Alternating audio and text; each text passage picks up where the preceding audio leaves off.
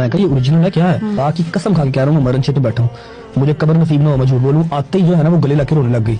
एक दोस्त के रेफरेंस से वो मिली थी, ठीक है, और वो बहुत रो धो के आई थी कि मुझे एक बार मिलवा दें। और जब वो मिलने आई थी, खुदा की कसम खा के कह रहा हूँ, मैं मरण पे बैठा हूँ, मुझे कब्र नसीब ना हो, मैं झूठ बोलूं। आते ही जो है ना वो गले लग के रोने लग गई। मैं कहा तुम क्यों है? कहती मेरी ख्वाहिश थी आपसे मिलना ना। अच्छा। मैं कहती चलिए ठीक है, ओके।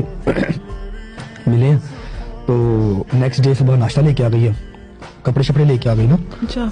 और साथ टैटू करवा के आ गई।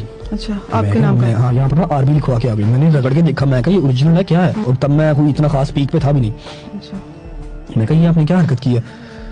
शी सेड आपको पता नहीं, मैं आपकी बहुत बड़ी फैन हूँ, प्लीज मुझे जो है वो लाहौर में सेटल डाउन करवा दें, आपका लाहौर में अच्छा खासा काम है, मुझे बुला लें। मैं कहा ये तुमको टैटू करवा के फैमिली को क्या बताओगी? ठीक है, बात जिस तरह गोल हो सकती थी गोल उन्होंने कर दी।